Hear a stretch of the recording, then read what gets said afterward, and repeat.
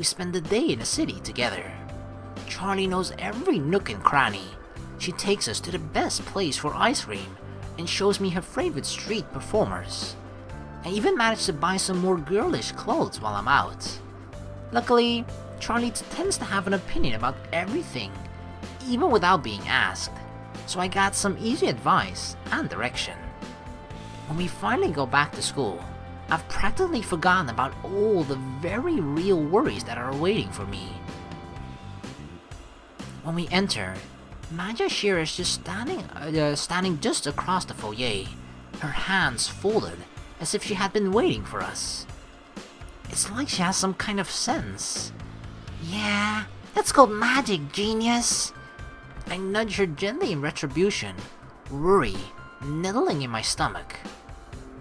Whoa, I've never seen her in those clothes either. What if this is it? What if she's here to break the bad news? I look around for the guards that will probably escort me out. Oh, what am I saying? I'm not even important enough to be escorted out. No, we'll just be like, burned at the stake like a witch. Sophie, Charlie. She nods to us politely and then passes us a piece of paper. I want to close my eyes. If I don't look at it, maybe it won't exist. What's this? Charlie leans in to see, peering at it. Our initiate trial? Oh, wait, what? Shortly after the middle of the year, you'll be scheduled for a second attempt at your trial. These are the dates that have been decided on. But that's so soon! You already showed enough potential to be considered apprentices. Your talent should have grown enough to qualify you for full-fledged membership into the school. All that remains is for that to be tested again. Will it be just like it was before? Roughly, but you will not fight me. That would be rather unfair. Then who's our opponent? Mage Warren, right? Mage Warren? Uh-oh. Mage Warren? That's unfair too! I assure you, no matter his strong opinions, he won't sabotage you just to get at me. I wanted to let you know and think on it, so you will have some time to prepare. Enjoy your weekend. Does this mean I'm not expelled? Has anyone ever told you that you have a one-track mind? I'm anxious, alright? Sorry. Here. She pushes the paper toward me. What? I already know you're going to obsess over this. And you're not? I might not be going to get myself slaughtered in the sorcerer trials, but I'm definitely not letting you show me up in our entrance exams. Besides, this fits in pretty nicely with our plans, doesn't it? We were going to train anyway. Now we have even more reason. The promise of our pending trial sends Charlie and I on a trading frenzy. We spend so much time in the classroom perfecting spells and learning magic theory that my concerns about Oraman and Warren are briefly set aside. Maybe they aren't going to make a move so soon, or maybe they don't have evidence. Whatever the reason, neither of them seem to take any unusual interest in me in the next week or so, and Charlie and I are advancing our skills more than ever. We fast forwarded a little bit in the Charlie route after Charlie kind of told us a lot about her past, her sort of being homeless, or at least from jumping to family, basically being sort of a stray child, I guess is the term for it. I don't know exactly, but yeah, she had a rough childhood and she opened up to us about that, but we let her know that we're there for her. So yeah, we've skipped forward from that point a little bit further. We've practiced hard, but a bit too hard to the point where Charlie actually got injured because of us. Oh god. And yeah, now she's in the medical wing recovering. The answer we gotta do here though is you don't torture me, because she doesn't torture us. Even though we may have this sort of seemingly upside down relationship, we still care about Charlie, okay? We love her. Maybe I just need to try harder then. No, that isn't what I meant. I think I know what you meant. Yeah, you better do, Charlie. Her fingers brush along my knuckles slowly. Is that my blood under your nails? My hand twitches in her grip at the realization, but she holds to it fast, her gaze shifting. Uh-oh. It's kind of weird to see your own blood on somebody else, I imagine. Stay. It's alright. I guess my thick skull finally paid off. I scoff quietly under my breath. I can't stop thinking about what you said, about the sorcerer trials, and how I'm just throwing it all away for half a chance. I don't want to put you through what I almost went through. But you have to. What? Don't you think I figured it out? It's just who you are, isn't it? You don't know anything about who I am. Nope, you don't. You really don't. Even if you think you do, you actually don't. Her expression falls a bit, and I realize it probably sounded a lot harsher than I meant. I mean, you do. It's just, I haven't been entirely honest with you. Uh-oh. The truth sits stuck on my tongue.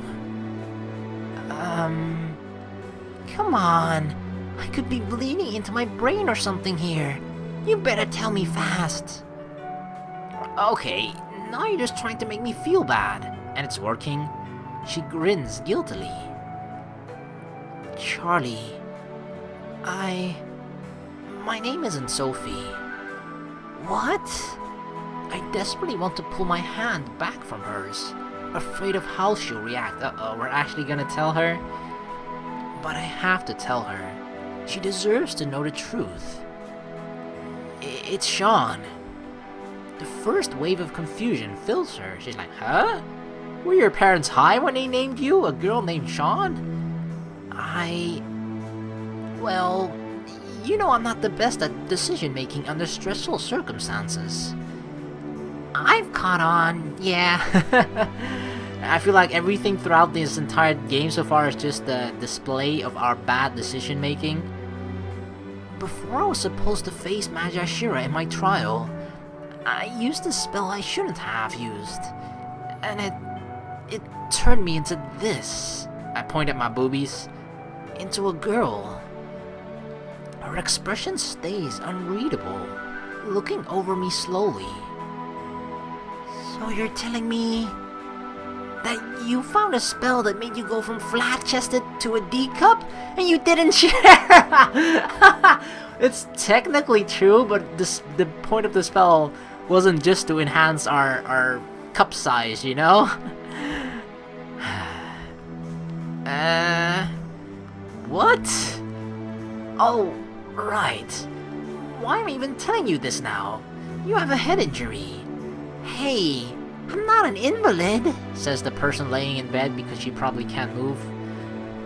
Look, I have to admit, I didn't see this coming.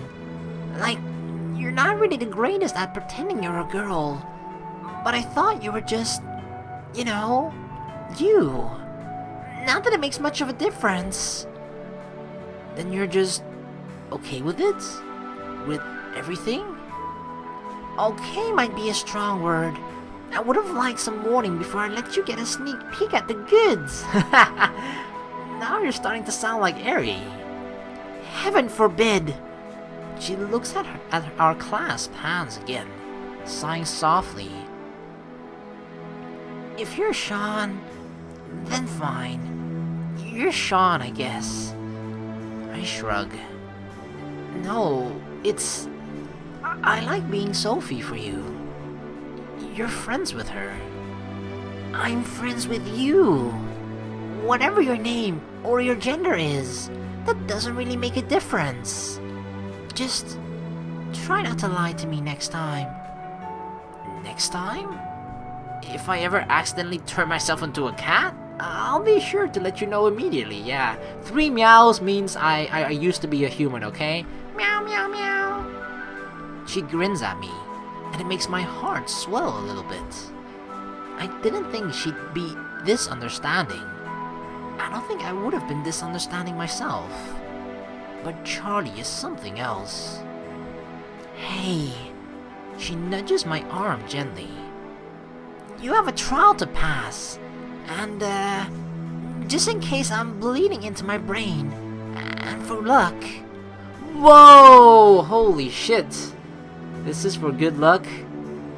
I mean, this kiss is gonna make even more blood rush through her head, right? That shouldn't be healthy for her. Not that she cares.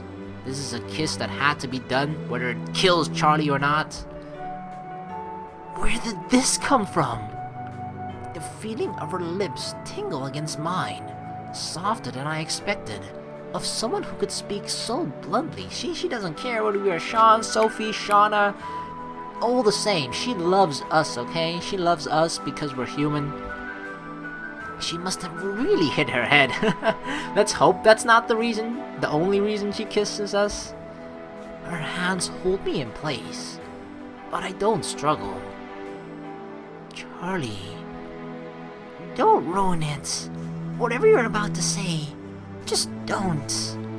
It doesn't have to mean anything. You don't have to feel anything at all, okay? I just wanted to do it. Just once. Maybe twice. Her lips meet mine again, and this time, I respond in kind. I'm a man of many vices, okay? It's a perfectly reasonable reaction when a girl is practically throwing herself at you. Well, Eri kinda did that the entire freaking time to us, right? And it is Charlie. Much as I've been focused on my own troubles and drama, she's been with me through it all, in her own way. She pulls back finally. There, now go get some sleep. But, sleep! Her voice chases me out of the room, my thoughts still spinning as I go. Well, how did it go? Bizarrely, she kissed me. Her eyes light up, like it just connected a wire in her brain. Really? Did you two do it in a hospital bed? Eri, she's still injured, okay? She's still hurt. No! One step at a time, I suppose. So she kissed a girl, and she liked it. And I liked it. I knew this was coming. I sensed it. I had a sixth sense about this. I told her the truth. And she still kissed you? She did. I sit down on the bed slowly, still taking in what happens. She must be into some interesting kinks. Hey, Eri, you're not gonna find out about them personally. That is my job, okay? I will find her kinks. Alright. I don't know why I thought I could talk to you about this. I'm going to sleep. Why don't you stay with Charlie? I don't have the best bedside manner. I'll just go spy on who's cheating on who tonight. The gossip never stops, you know. Oh, did Magi Shira come by tonight? No, she never did. I wonder if my incident with Charlie just further made Warren's case against me. I don't know. I laid down to sleep on my own. My thoughts about that kiss still spinning. It was one hell of a kiss, that's for sure.